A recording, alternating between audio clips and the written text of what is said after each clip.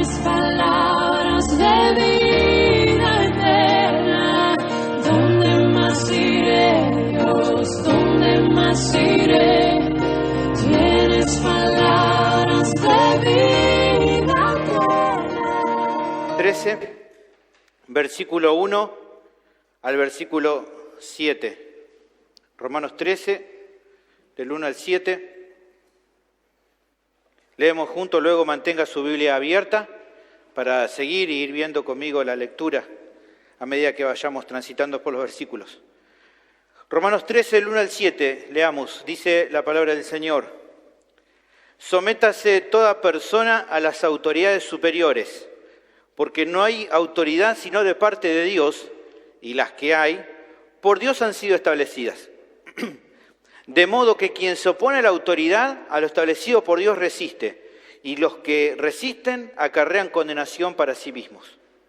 Porque los magistrados no están para infundir temor al que hace el bien, sino al malo. ¿Quieres, pues, no temer la autoridad? Haz lo bueno y tendrás alabanza de ella, porque es servidor de Dios para tu bien. Pero si haces lo malo, teme, porque no en vano lleva la espada, pues es servidor de Dios, vengador para castigar al que hace lo malo. Por lo cual es necesario estarles sujetos, no solamente por razón del castigo, sino también por causa de la conciencia. Pues por esto pagáis también los tributos, porque son servidores de Dios que atienden continuamente a esto mismo. Pagad a todos los que debéis. Al que tributo, tributo. Al que impuesto, impuesto. Al que respeto, respeto. Al que honra, honra. Oremos nuevamente al Señor. Bendito Señor, te damos gracias por tu palabra. Gracias por este momento en el cual podemos recibir tu voz hablando en nuestras vidas, que tu Espíritu Santo pueda iluminar nuestro entendimiento, nuestras mentes, para poder comprender las verdades universales que se encuentran en este pasaje, junto con sus implicaciones prácticas para nuestra vida. Que al entendernos la podamos creer de todo corazón y que eso nos anime y nos lleve a obedecerlo para que por medio de esto nuestras vidas sean edificadas y podamos crecer a la semejanza de Cristo. Ayúdanos a abrir nuestro corazón, que podamos recibir con humildad la palabra, tu palabra, para entonces poder recibir lo que querés darnos por medio de este momento, de este tiempo de la exposición bíblica. Guíanos a todos en este tiempo, en el nombre de Cristo Jesús te lo pido. Amén. El título del sermón es ¿cómo debe comportarse el cristiano o el creyente con el gobierno? Es la pregunta. ¿Cómo debe comportarse el creyente con el gobierno? Es la primera parte de esta sección. Es significativo que en la vida del cristiano, desde el momento en que Dios lo salva, hay cosas en las cuales, a partir de la claridad que empieza a recibir, en su corazón experimenta paz, pero a su vez otras cosas le generan profundas contradicciones que a veces lo llevan a la duda o a la aflicción. Por ejemplo, entre las primeras, entre las cosas que experimenta paz, se encuentra, por ejemplo, la tranquilidad que se genera en el corazón por el hecho de que el cristiano sabe y ha entendido ahora que ha sido perdonado por el Señor. Eso le da tranquilidad, le da paz. Otra situación, otro ejemplo, es la de poder entender con claridad el sentido de la vida. Ahora sabe, esa persona, ese creyente sabe que le pertenece a Cristo y que incluso la muerte ya no es un problema, ya que en todo caso la muerte no es un impedimento sino un trampolín para una eternidad de gozo y paz junto con el Señor. Entonces hay cosas que dan paz, dan tranquilidad, dan gozo. Ahora, en el caso de la segunda de estas situaciones que a veces generan contradicción, podemos mencionar, por ejemplo, la controversia que se le genera a veces al creyente en el proceso de su santificación. Ya lo hemos visto en su momento en Romanos, el hombre interior se deleita en la ley de Dios y en obedecerla, pero en su parte no regenerada todavía hay restos de pecado que combaten sus miembros y que lo quieren llevar de nuevo a entregar sus miembros al pecado que, como ya sabemos y hemos visto, no reina sobre él. Esta lucha, esta tensión, genera tal aflicción que incluso un hombre piadoso como Pablo llegó a expresarse así en Romanos 7:24, ¿se acuerdan? Miserable de mí, ¿quién me librará de este cuerpo de muerte? Así que le generaba esta aflicción, este dolor. Este tipo de contradicciones en la vida del cristiano se relaciona por un lado con lo que los teólogos definen como el ya, pero todavía no. En el caso que mencionaba en el ejemplo, sería algo así: ya soy salvo, pero todavía no he recibido la consumación de la redención en mi vida. Todavía no soy todo lo que llegaré a ser un día. Y por eso es que el cristiano gime justamente esperando el momento de su glorificación. Eso lo vimos, ¿se acuerdan? Allí por Romanos capítulo 8, versículo 23, hablando de los gemidos, y dice: no solo ella, no solo la creación gime, sino también nosotros mismos que tenemos las primicias del Espíritu, o sea, todos los creyentes genuinos, nosotros también gemimos dentro de nosotros mismos esperando la adopción, la redención de nuestro cuerpo. ¿Por qué gime el cristiano? Por esta contradicción, esa tensión que se le genera por todavía la lucha que tiene y que tiene que presentar ante el pecado. Y eso le genera esta contradicción. Otro ejemplo de contradicción también que se le genera al cristiano, justamente la que tenemos en este pasaje de capítulo 13, versículo 1 al 7. El creyente ya es ciudadano de una nación celestial, pero todavía sigue viviendo en una nación terrenal. El cristiano ya es ciudadano de los cielos. Así dice Filipenses 3:20. Mas nuestra ciudadanía está en los cielos, de donde también esperamos al Salvador, al Señor Jesucristo. El Hijo de Dios ya tiene a un solo Señor que se llama Jesucristo, al cual le rinde completa devoción, pero sigue estando todavía bajo la autoridad de un gobierno humano, ¿no? En esta situación también estamos, ¿no?, en el ya, pero todavía no. En ocasiones al cristiano también, evidentemente, se le genera una contradicción interna en este asunto que justamente a veces lo aflige. Anhela a su Rey Jesucristo, el cual es completamente justo y santo, pero mientras siga estando en el mundo, está bajo el gobierno de personas que no guardan enteramente ni la justicia ni la santidad. En muchos casos es absolutamente todo lo contrario. Y eso también muchas veces lo hace gemir. La duda que surge y que el apóstol busca responder por medio de esta sección es la siguiente: sabiendo que el cristiano ahora ya posee una nueva vida en Cristo, ¿cómo es la relación que en el presente debe tener con sus autoridades humanas? ¿Cuál es la relación? Como decía el título de nuestro sermón, ¿cómo debe comportarse el creyente con sus autoridades?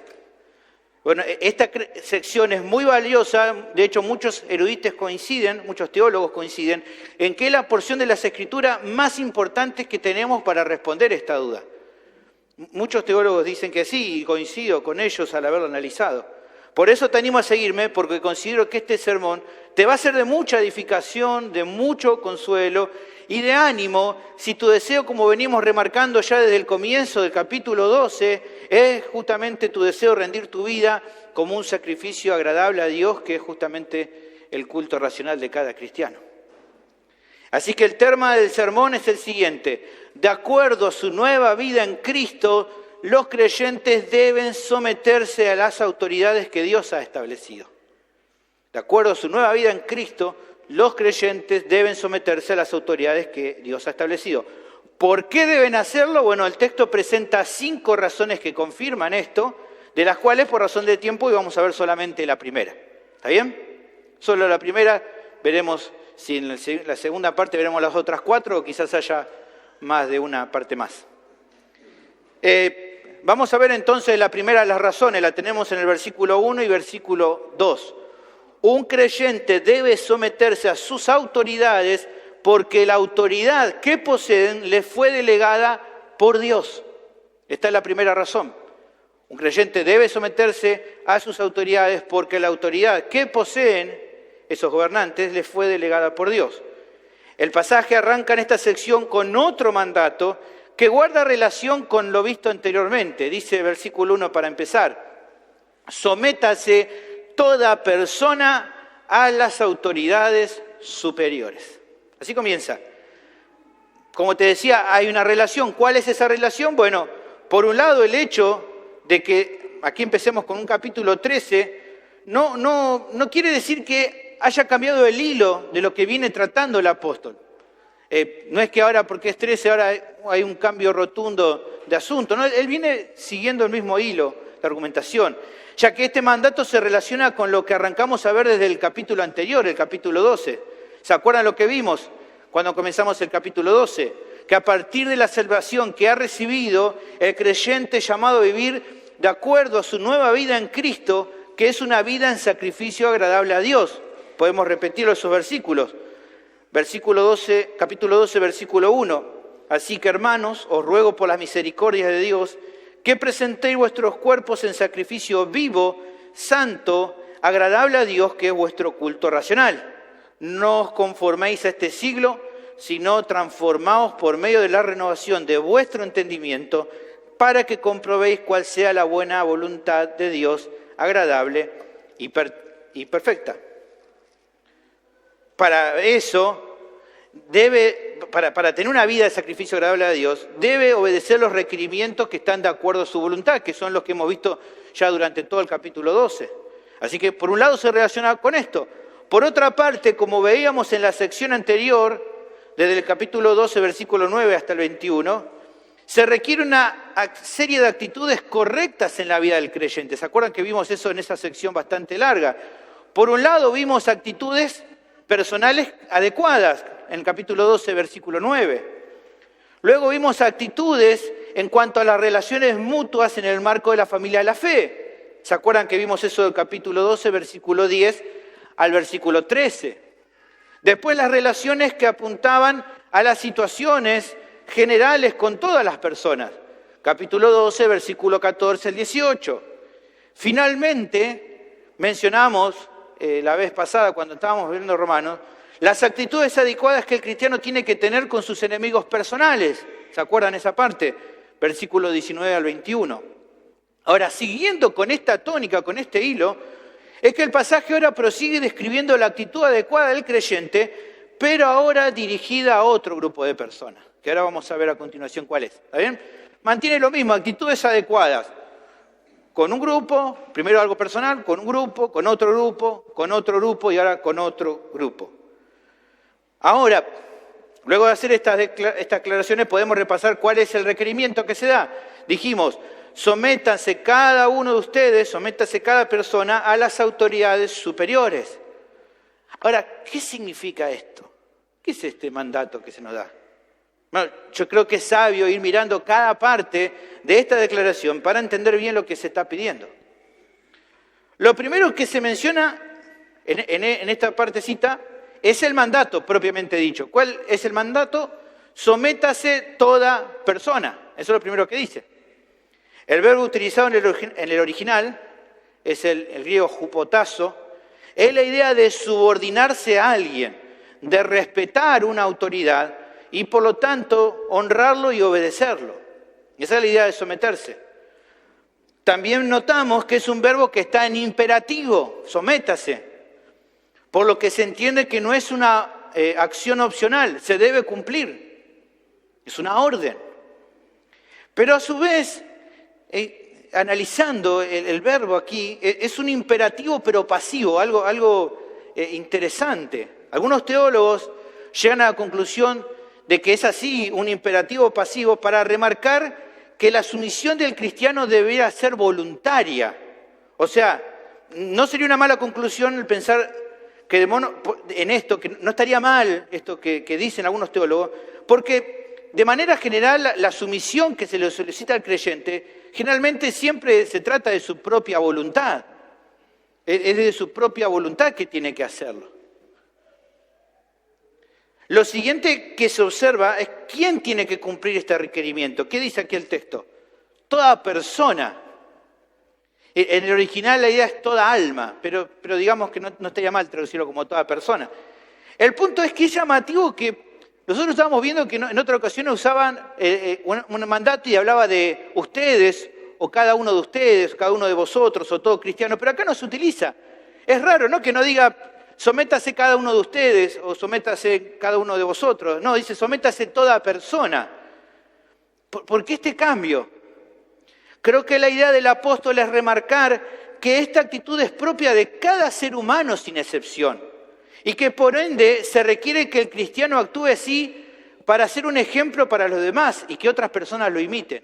Que en definitiva está apuntando al cristiano, pero para que el cristiano dé un ejemplo no solo a otros cristianos, sino a toda la gente en general. Porque todas las gentes deberían cumplir con este propósito de someterse a las autoridades superiores. Como explica un comentarista bíblico, dice lo siguiente: en el sentido más amplio, toda persona se aplica a todos los seres humanos, porque el principio declarado aquí refleja el plan universal de Dios para la humanidad. Por otra parte, Pablo habla aquí de manera específica a los cristianos y declara en efecto que el cristianismo y la buena conducta ciudadana van de la mano. Muy interesante esta afirmación. Ahora, lo siguiente que se menciona es a quién se debe someter el cristiano. ¿Qué dice ahí el pasaje? A las autoridades superiores. Hay un poco de discusión entre los eruditos respecto de quiénes son estas autoridades superiores. Yo coincido en particular con aquellos que remarcan, de acuerdo a lo que el mismo texto igual va a presentar más adelante, que se está refiriendo a las autoridades de gobierno de cada sociedad, ya sean nacionales, provinciales, municipales, etc. Está hablando de los gobiernos humanos. Entonces, habiendo pensado y analizado todo esto, el mandato general que se está haciendo en esta sección, y que en verdad es la parte fundamental de todo este pasaje del versículo 1 al 7, porque se va a relacionar con todo lo que va a seguir después, el mandato sería el siguiente: cada uno de ustedes, hermanos, debe someterse de manera voluntaria a las autoridades superiores que los estén gobernando, sea cual sea esa autoridad. Ese es el principio del mandato general que tenemos aquí. Ahora, yo creo que sería bueno, como diríamos en el fútbol, parar la pelota un segundo, ¿no? Porque yo sé que muy probablemente muchos estén reflexionando sobre este mandato y algunos están pensando, ¿no?, cuando escuchan esto de que hay que someterse a las autoridades, sean cual sea, y algunos están diciendo: mira, perdón, pastor, no entiendo cómo es esto. Dios me está pidiendo que honre y obedezca cada orden de nuestros gobernantes, sea lo que sea que ellos me manden a hacer. Si ellos, algunos quizás están pensando, si ellos me piden que nuevamente estemos cerrados 6 meses o 10 meses o cuántos meses, sin congregarnos a causa del coronavirus y otra cosa, ¿tenemos que obedecerles sin chistar? ¿Es eso? Si en algún momento un gobernante nos dice que tenemos que dejar de decir, no sé, que por ejemplo la homosexualidad es pecado, porque es un discurso de odio, ¿hay que hacerle caso? Oponerme a que las autoridades quieran adoctrinar a mis hijos en las escuelas, ¿está mal? Yo sé que tal vez uno debe estar pensando esto u otros ejemplos que se le ocurren. Bueno, la respuesta es no. El texto no está queriendo enseñar que no haya ningún caso donde la desobediencia civil esté prohibida para los creyentes. El rebelarse contra lo que la autoridad le manda hacer. No es que hay que obedecer y respetar a cada cosa que los gobernantes decreten que todos tienen que cumplir. El principio y mandato general en realidad es el siguiente: el creyente debe sujetarse a la autoridad superior siempre que lo mande a hacer algo que no contradiga a la voluntad de Dios revelada en las Escrituras. Ese es el principio. ¿Por qué? Porque por encima de la autoridad de los gobiernos humanos se encuentra una autoridad mayor que sí merece nuestra entera sumisión, honra y obediencia absoluta, que es el Señor. Es el Señor la autoridad mayor sobre la iglesia y no el gobierno, no cualquier autoridad humana. No son ellos la autoridad mayor de la iglesia, sino Cristo.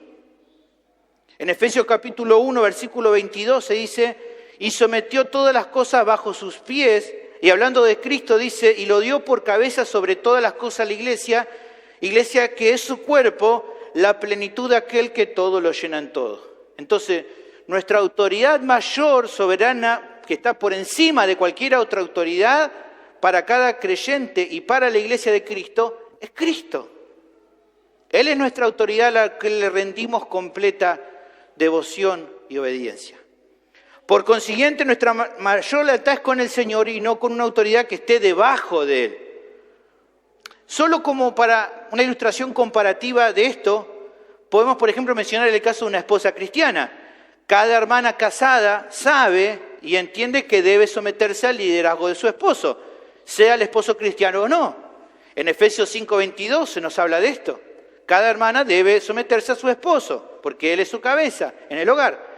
Pero la sumisión de esa hermana a su esposo solo se limita a las decisiones que el esposo tome que no vayan en contra de la voluntad de Dios, del carácter de Dios. A ver, si un esposo le pide a su esposa que ella, no sé, por ejemplo, robe o mienta, ella no tiene que someterse a eso, aunque ese hombre sea la cabeza en su hogar, porque por sobre su esposo, la autoridad mayor de esa hermana es el Señor.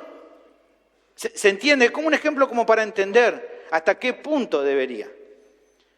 Ahora, tal vez algunos están escuchando, ¿no? Y que quizá para algunos sea novedoso porque nunca escucharon predicar sobre este pasaje, y todavía algunos tengan dudas acerca de situaciones donde tal vez no saben si someterse o no a las autoridades superiores. Bueno, creo que algunos ejemplos bíblicos, justamente de desobediencia civil, te pueden ayudar a entender cuándo podrías no acatar las órdenes de un gobierno humano. Menciono unos ejemplos como para ilustrarte, como para que luego puedas pensarlo en una situación particular. Por ejemplo, a dos parteras judías llamadas Cifra y Fúa se les mandó asesinar niños, varones recién nacidos. Así se nos cuenta en Éxodo 1. Pero se nos dice que ellas temieron a Dios y no le hicieron caso a la orden de Faraón. Fíjense lo que dice en Éxodo 1:15. Y habló el rey de Egipto a las parteras de las hebreas, una de las cuales se llamaba Cifra y otra Fúa, y les dijo: cuando asistáis a las hebreas en sus partos y veáis el sexo, si es hijo, matadlo, y si es hija, entonces viva. Pero las parteras, dice versículo 17, temieron a Dios y no hicieron como les mandó el rey de Egipto, sino que preservaron la vida a los niños.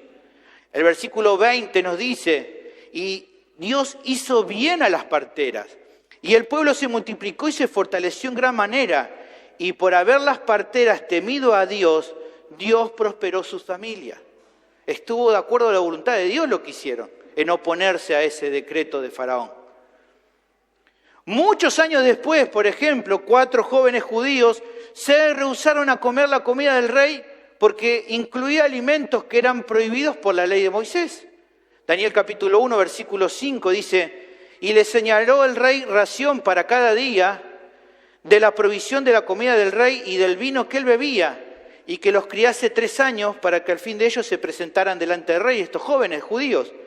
Pero dice que uno de estos jóvenes, llamado Daniel, dice en el versículo 8, Daniel propuso en su corazón no contaminarse con la porción de la comida del rey, ni con el vino que él bebía. Pidió, por tanto, al jefe de los eunucos que no se le obligase a contaminarse. Por eso, porque no querían hacer esto, ellos le pidieron a aquel que los atendía, al mayordomo que estaba a cargo de ellos, que les diera otros alimentos. En capítulo 1 de Daniel, versículo 11, dice: entonces dijo Daniel a Melzar, que estaba puesto por el jefe de los eunucos sobre justamente estos 4 jóvenes, Daniel, Ananías, Misael y Azarías. ¿Qué les dijo? Te ruego que haga la prueba con tus siervos por 10 días y nos den legumbres a comer y agua a beber. Compara luego nuestros rostros con los rostros de los muchachos que comen de la ración de la comida del rey, y haz después con tus siervos según veas. Luego la historia nos cuenta que Dios bendijo esta decisión de estos muchachos.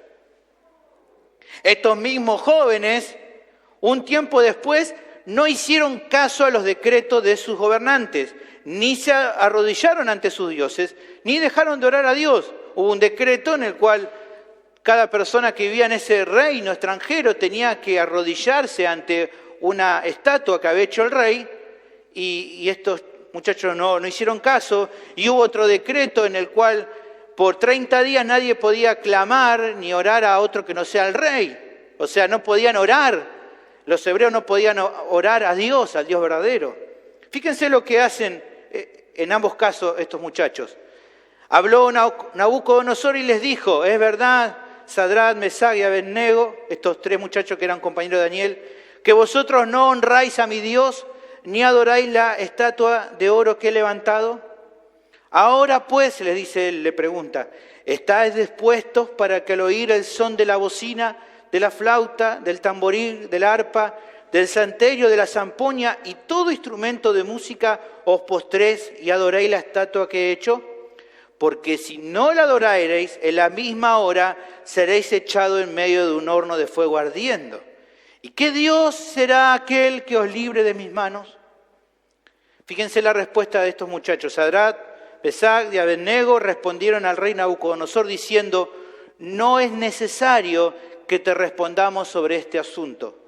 He aquí nuestro Dios, a quien servimos, puede librarnos del horno de fuego ardiendo, y de tu mano, oh rey, nos librará. Y fíjense lo que dice, y si no, o sea, y si Dios no lo hiciera así, aún así, oh rey, no serviremos a tus dioses, ni tampoco adoraremos la estatua que has levantado. Clarísimo. En el caso de Daniel, cuando Daniel se entera que no puede orar más, que hay un decreto que le dice que él no puede orar más, dice, cuando Daniel supo el edicto, que el edicto había sido firmado, ¿qué hizo? Bueno, son 30 días, no pasa nada, dejo de orar. No vamos a hacer problema por 30 días, ¿no? Entró en su casa, dice, y abiertas las ventanas de su cámara que daban hacia Jerusalén, se arrodillaba 3 veces al día y oraba y daba gracias delante de su Dios como lo solía hacer antes. Va a cambiar, voy a seguir orando. ¿Cómo no voy a orar a Dios? Ahora, en el Nuevo Testamento tenemos el ejemplo de los apóstoles. A ellos se les mandó a no hablar acerca de Jesús. Literalmente, no hablen acerca de Él. Hablen de la ley, hablen de muchas cosas, pero de Jesús no. Su respuesta fue clara. Ellos no podían poner en primer lugar ese mandato por sobre lo que el Señor les había mandado hacer. En Hechos capítulo 4, versículo 18 dice, y llamándoles las autoridades, les intimaron que en ninguna manera hablasen ni enseñasen en el nombre de Jesús. Mas Pedro y Juan respondieron diciéndole, juzgad si es justo delante de Dios obedecer a vosotros antes que a Dios. Porque no podemos dejar de decir lo que hemos visto y oído. Ellos están diciendo, juzgar a Dios. ¿Quién es la autoridad mayor? Dios. ¿Quién nos mandó a hacer esto? Jesús. ¿Jesús quién es? Dios. Bueno, es fácil, clarita la cuenta. ¿A quién tengo que obedecer? A Dios. Por sobre ustedes está Dios. Y si hay una controversia o una contradicción entre su orden y la orden de Dios, tenemos que obedecer a Dios porque Él es la autoridad mayor. Ahora, creo que en estos casos nos ilustran un poco situaciones donde justamente la desobediencia civil es legítima. Pero yo creo que además nos remarcan otra cuestión a considerar. En general, la actitud a la hora de no hacer caso al mandato de la autoridad superior fue respetuosa y cuando se pudo, bien argumentada. No que se opusieron por oponerse y no que generalmente se opusieron de una manera violenta o brusca. Los muchachos en Babilonia, como leímos, ¿qué hicieron? No vamos a comer nada. ¿No? ¿Qué dijeron? Rogaron. Pidieron, por favor, no nos den de comer esto. ¿No? Argumentaron con el hombre. Incluso, hablando con este mayordomo que los atendió, se refirieron como sus siervos. Después de estos días, hacé como vos quieras con tus siervos. ¿Ven la actitud? Daniel no hizo caso al decreto del rey, fue echado en el foso de los leones, pero librado de la boca de los leones, el rey va a verlo y lo primero que dice Daniel, ¿qué es? Por tu culpa te voy a matar. No, ¿qué dice? Rey, vive para siempre. Como un gesto de respeto hacia este hombre que incluso había ordenado este decreto. Por lo que incluso entonces, al desobedecer, creo que la actitud incluso en ese momento, en tanto se puede, debe ser humilde y respetuosa a la hora de desobedecer. ¿Se entiende? Creo que tiene que ser respetuosa. Ahora, habiendo aclarado tal vez esta duda de si es a veces legítimo la desobediencia civil, creo que hay algo más que decir que es muy importante antes de avanzar en el pasaje. Aunque es verdad que hay situaciones particulares donde la desobediencia a las autoridades es legítima para el creyente, estos casos que he mencionado son las excepciones y no la pauta general. O sea, si tomar esas excepciones para decirme voy a revelar en todo no es lo correcto. Estos casos son excepcionales para causas puntuales. O sea, incluso con autoridades superiores que puedan ser más inmorales o corruptas, la gran mayoría de los lineamientos generales no transgreden a la voluntad de Dios. Por lo que en esos casos, el mandato y el concepto de este pasaje es claro. De forma regular, hay que obedecer a Dios siempre y a nuestro gobernante casi siempre, salvo algunas excepciones como las que mencionamos. Porque en alguna cosa, lo que digan va en contra de la voluntad de Dios, no puedo usar eso como para creer que en todo no le tengo que obedecer. Todo, que la gran mayoría de cosas, de lineamientos que me den, no están en contra de la voluntad de Dios y por lo tanto tengo que obedecer. Un comentarista bíblico remarca lo siguiente respecto a esta sección.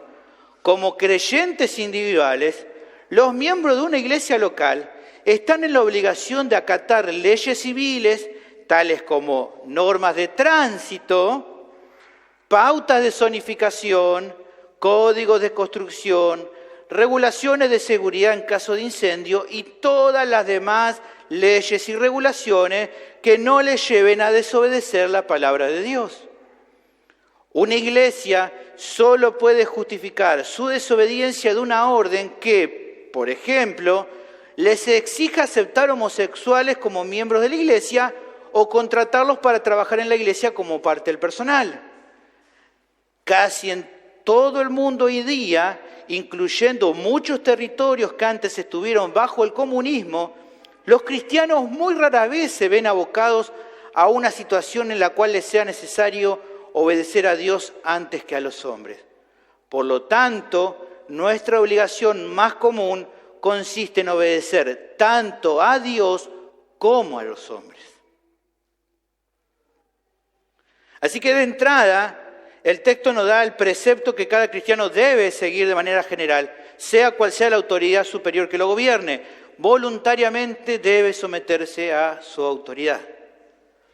Pero además, recordando el concepto que vimos acerca de la esposa cristiana, o quizás también pensando en un creyente que servía a un amo terrenal, al que también tenía que someterse, fíjense cuál es la actitud.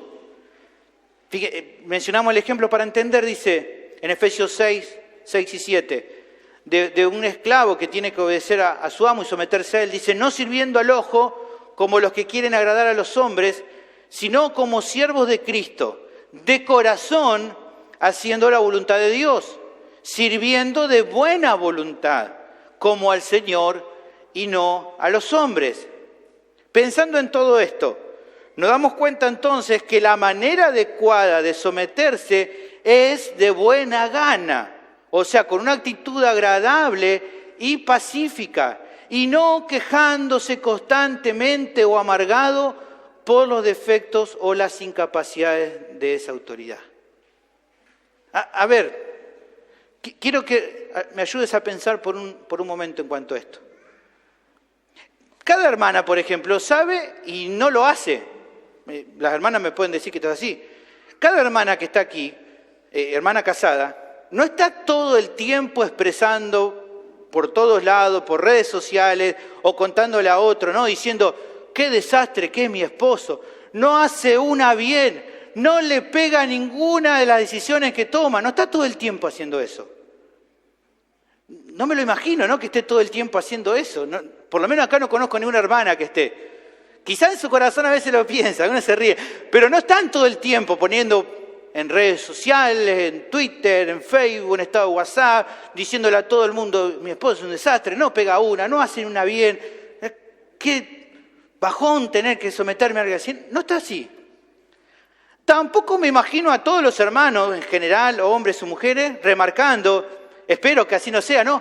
¡Qué desastre, qué mi pastor! Todo mal, un desastre, ¿no? Poniéndole estado WhatsApp, ¡qué pastor, un desastre! No me imagino haciendo eso. No sé, no lo pienso así. Bueno, entiendo entonces que si el precepto es someternos de buena gana a las autoridades, no deberíamos darnos la licencia de estar todo el tiempo expresando nuestro descontento y malestar, quejándonos todo el tiempo e irritados.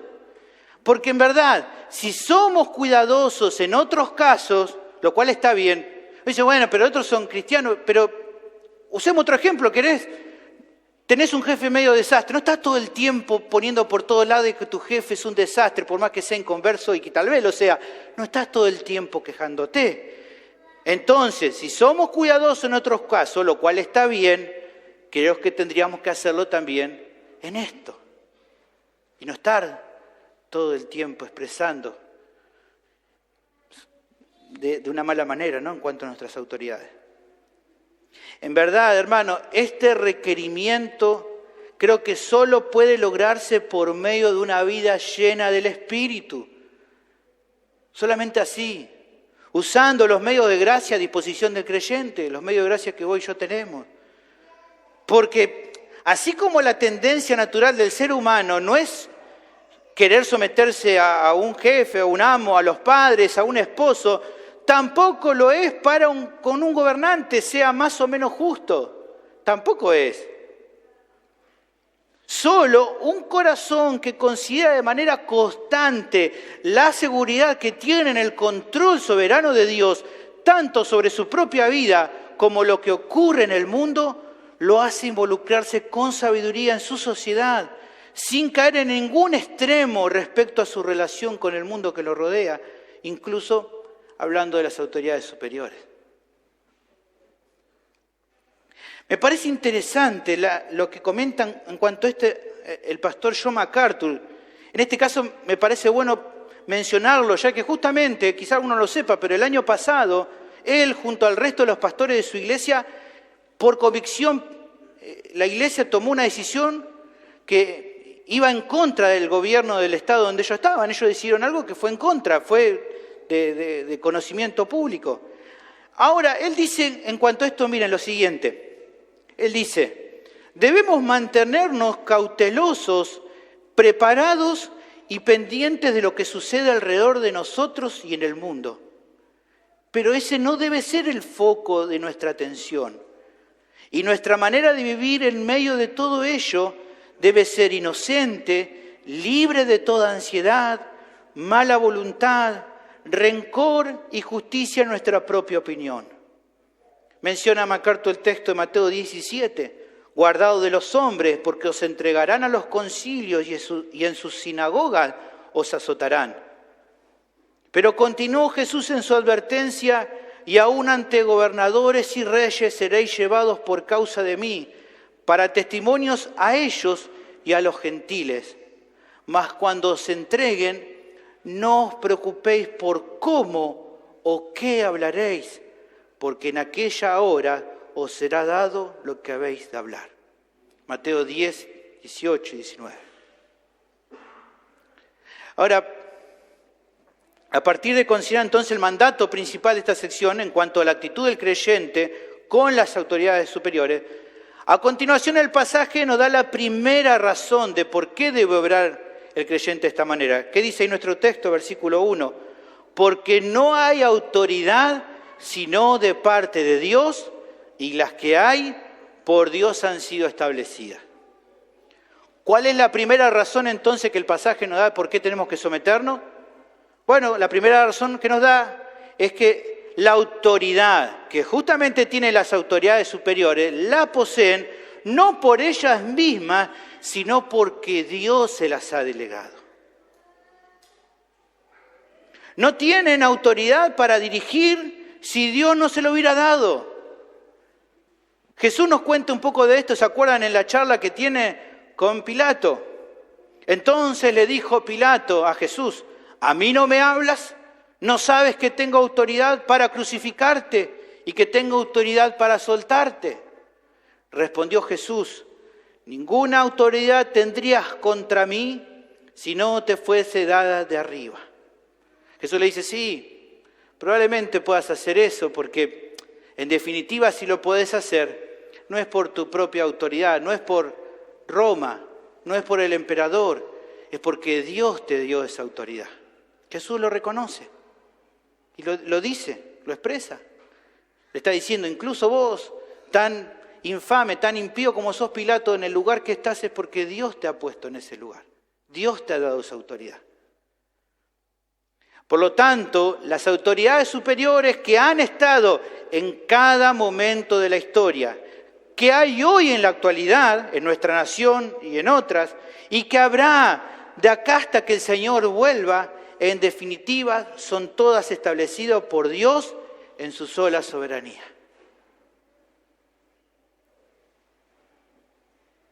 Sé que tal vez algunos se pueden sentir sorprendidos por esta afirmación y dicen, ¿pero cómo?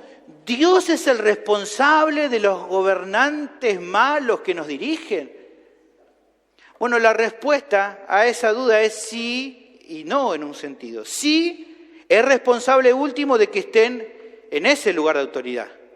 Y no es responsable por la maldad, la injusticia y la corrupción con las que actúan. Si están en ese lugar es porque Dios así lo ha determinado.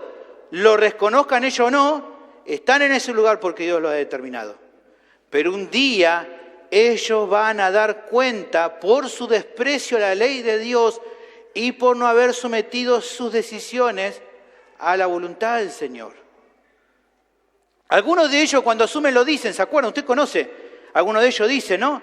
Si algo malo, que Dios y la patria me lo demanden. Algunos dicen así, otros ya ni quieren decir eso. Dicen que la patria, no consideran a Dios. Pero aunque no consideren a Dios y no digan, Dios me lo demande, Dios igual los va a juzgar. Lo reconozcan a Dios o no. Ahora, esto de que cada gobernante, cada autoridad está ahí porque Dios lo ha puesto, no es algo inédito, hermano, no es algo que empieza a comentarlo Pablo. El hombre con mayor autoridad y poder político en la historia, como fue el rey Nabucodonosor, él fue el emperador más grande allí en Babilonia, en los caldeos. Él reconoció que todo lo que los hombres pudieran llegar a realizar estaba bajo el control soberano de Dios. Él reconoció que aunque fuera el gobernante más poderoso sobre la tierra, su poder era como nada delante de Dios. Y él reconoció que nadie, por más fuerte que se sintiera, iba a poder detener los propósitos y planes del Señor.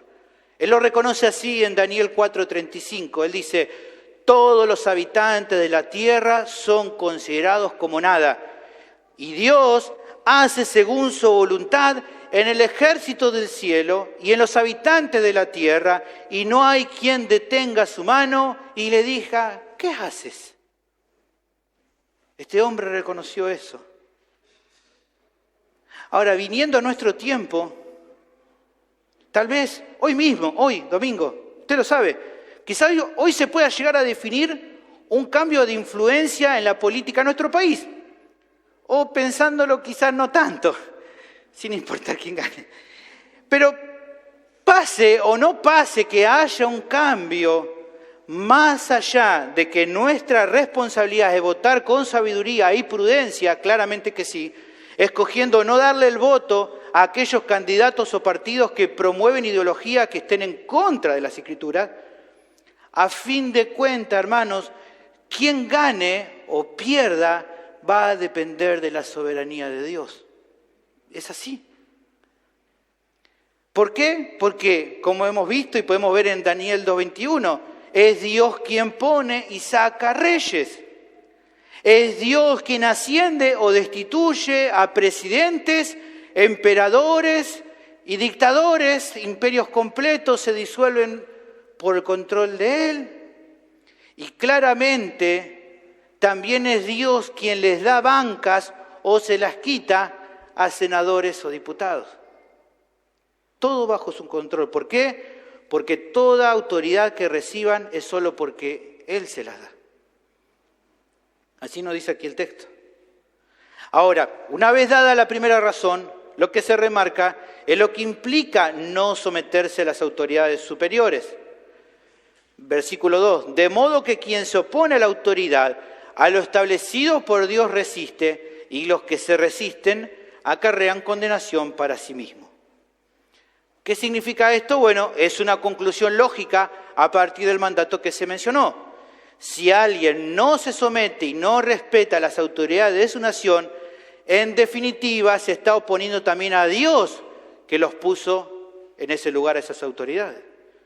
Como ya hemos dicho, hay excepciones en las cuales el creyente puede de manera legítima desobedecer aquellas normas o decretos que vayan en contra de la voluntad de Dios.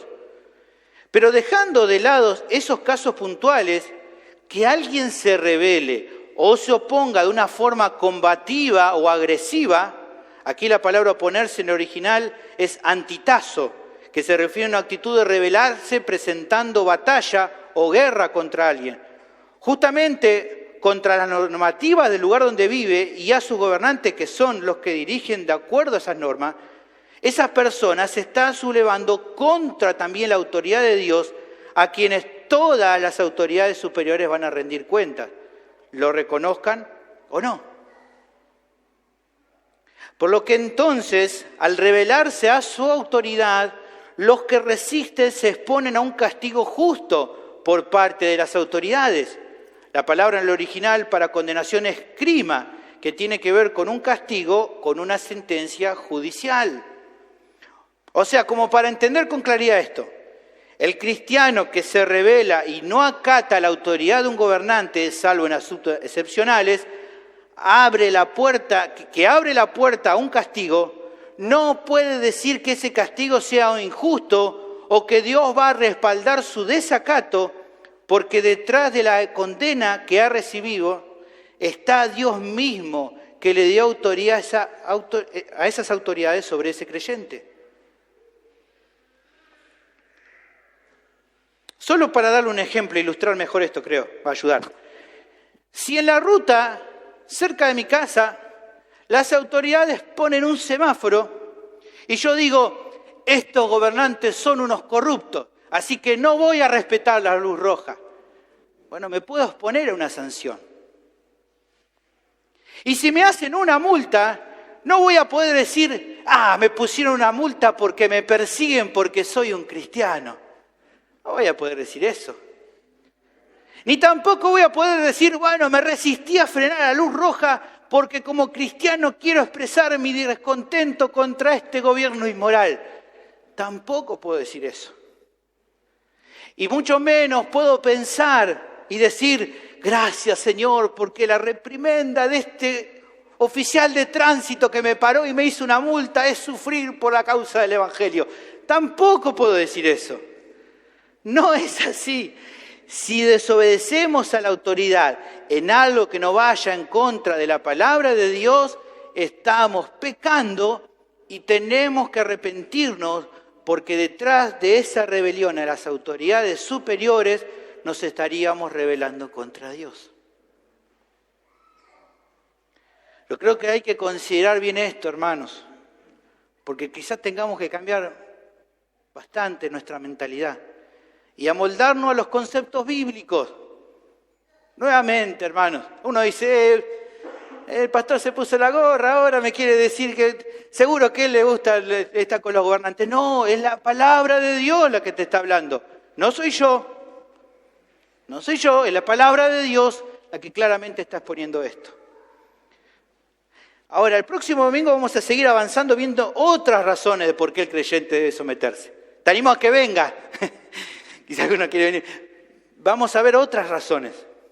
Pero lo visto hasta acá creo que nos debe llegar a reflexionar. Hay que entender que más allá de las maneras de obrar de nuestras autoridades, creo que el texto nos está animando a vivir vidas pacíficas y poner nuestro énfasis o nuestro esfuerzo en los énfasis correctos. No es que está mal intervenir y aprender sobre política, no es que está mal. No es incorrecto o pecaminoso evaluar las ideologías que dirigen las decisiones de las autoridades para expresar el descontento si hiciera falta, de una forma más firme, incluso en los comicios.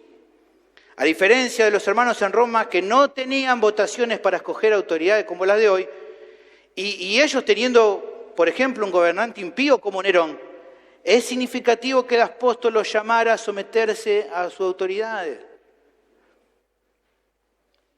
Ahora, el punto es que estas consideraciones, estos lineamientos, evidentemente apuntan a darnos conceptos generales sin considerar qué tan buenos o malos puedan llegar a ser quienes nos gobiernen. En definitiva, ¿te ordenan hacer algo en contra de las Escrituras? No lo hagas, pero no busques rebelarte de forma violenta, creyendo que incitando una rebelión por la fuerza vas a lograr que cambie. Aunque no sea ilegítimo que cristianos tengan participación en la política, hermanos, hay que ser claro, de ninguna manera habrá un cambio profundo en los problemas morales de la sociedad por eso. ¿Por qué no? Porque esa es una prerrogativa que le pertenece solo al Evangelio. ¿Por qué? Porque si la obra de Dios por medio del Evangelio no transforma el corazón de cada uno de los pecadores, como solo este mensaje, el Evangelio, lo puede lograr, nunca habrá un cambio en la sociedad que sea verdadero y que sea perdurable. Si yo no cambio el corazón de las personas, es parche nomás.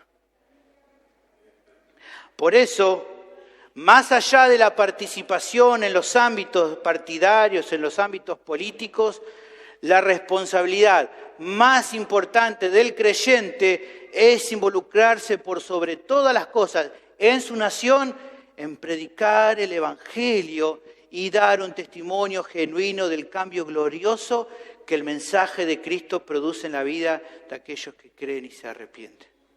Si estás gastando todo tu día en pelear en política y no hablaste de nada del Evangelio, te estás equivocando, hijo. Estás fallando. Querés involucrarte en cosas políticas, está bien, pero que no sea ese tu mayor énfasis.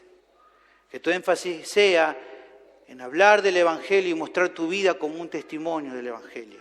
Hacé otras cosas, no están prohibidas, pero cuidado dónde ponemos el énfasis. Un predicador reflexiona en esto marcando lo siguiente: sin importar cuáles sean los defectos del gobierno, muchos de los cuales son inmorales, injustos e impíos, los cristianos deben llevar vidas pacíficas y de oración que influencien al mundo por su piedad y abnegación, no con protestas, marchas y manifestaciones violentas, mucho menos con actos de rebelión. Al igual que los profetas del Antiguo Testamento, nosotros tenemos tanto el derecho como la obligación de confrontar y oponernos a los pecados y males de nuestra sociedad, pero solo como el Señor lo hace y solo en su poder, no a la manera del mundo. De ese modo, dice Pablo, nuestras vidas serán buenas y útiles a los hombres, como dice Tito 3:8, porque así les mostrarán el poder de Dios para salvar y transformar, y les darán la oportunidad de ver cómo es una persona que ha sido salvada del pecado. El comentarista bíblico Douglas Moo agrega lo siguiente. Él dice lo siguiente: es necesario un equilibrio. Por un lado, no debemos ocultar la enseñanza de este pasaje tras una pantalla de matizaciones. Pablo deja claro que el gobierno ha sido ordenado por Dios, de hecho, que cada autoridad gubernamental en particular ha sido ordenada por Dios. y que el cristiano debe reconocer y responder a este hecho con una actitud de sometimiento. Dice Mu, el gobierno es más que una molestia a la que debemos acomodarnos. Es una institución establecida por Dios para llevar a cabo alguno de sus propósitos en la tierra. Por otro lado, no debemos leer este pasaje fuera de su amplio contexto en el Nuevo Testamento y poner al gobierno en una posición respecto a los cristianos que solo Dios puede tener. Los cristianos deben dar gracias por el gobierno como una institución de Dios. Debemos orar regularmente por nuestros líderes, y cita 1 Timoteo 2, 1 a 2, y debemos estar preparados para seguir las órdenes de nuestro gobierno.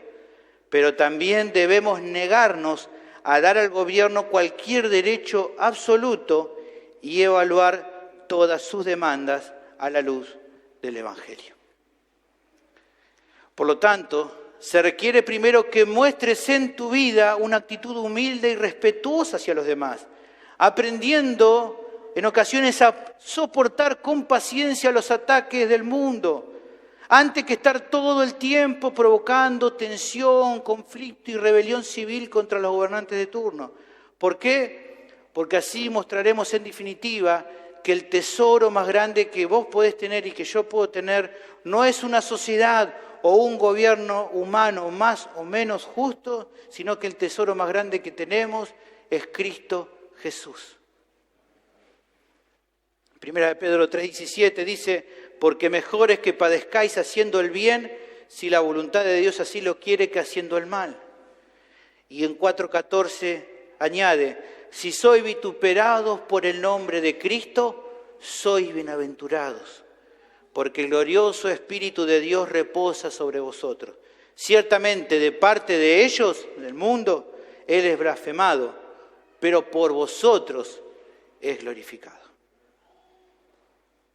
Por otro lado, creo que reflexionar en la realidad de que cada autoridad está en ese lugar por la voluntad de Dios y en definitiva se mantiene en autoridad solo durante el tiempo que Dios lo disponga, debería darnos paz en momentos de duda o temor.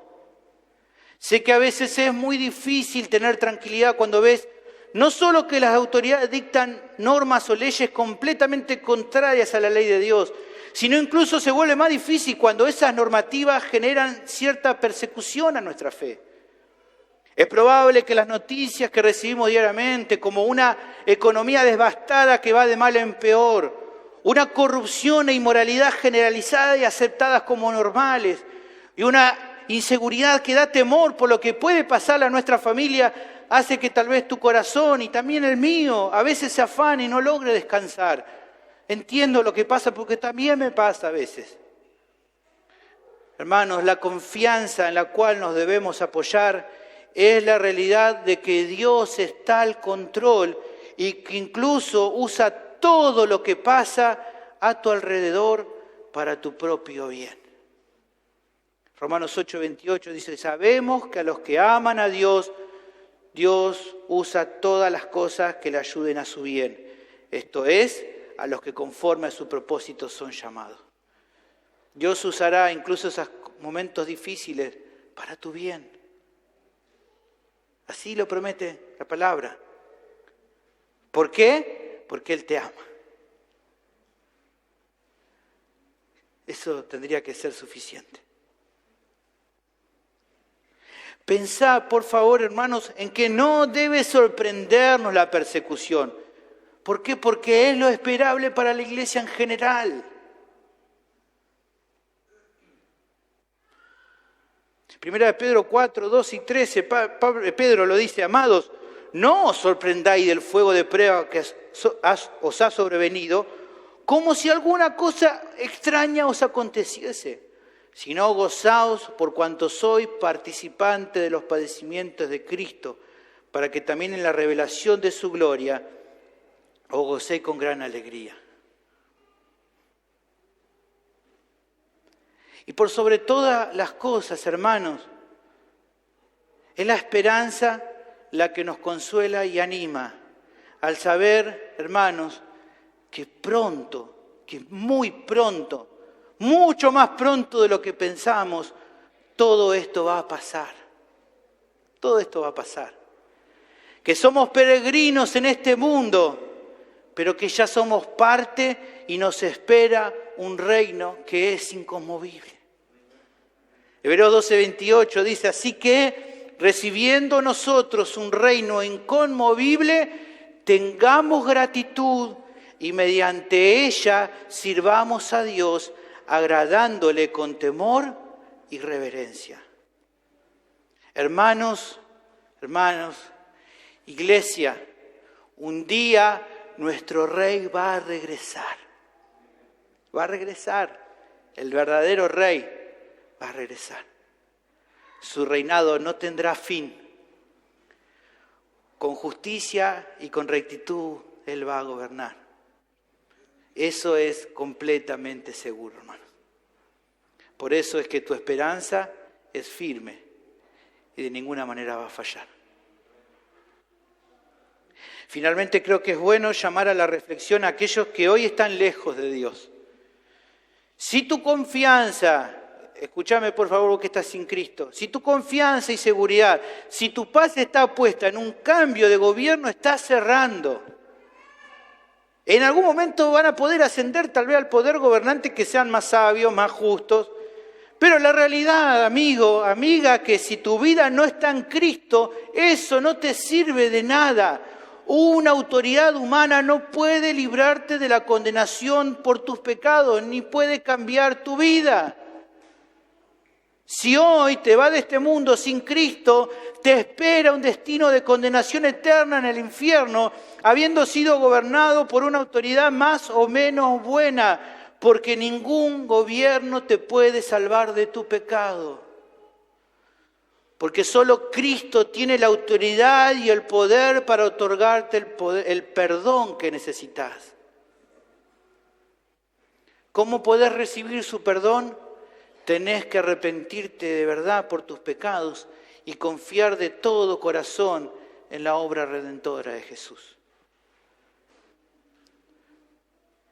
Mi reflexión, mi ánimo es que no te vayas hoy sin haber arreglado tus cuentas con Dios por medio de Cristo, por favor.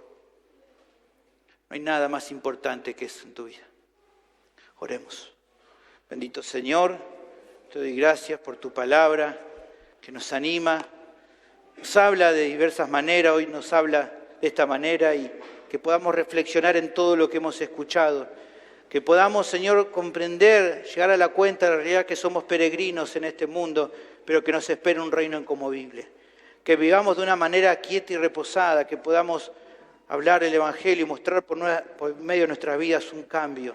Que nos ayudes a ser luminares en este mundo, mostrar la gloria de Cristo por medio de nuestras vidas. Y que nos ayudes como iglesia a soportar los momentos de prueba y aflicción que pueden venir. Que vos puedas obrar en cada uno de nosotros. Bendecí este tiempo final de alabanzas. En Cristo Jesús te lo pido. Amén.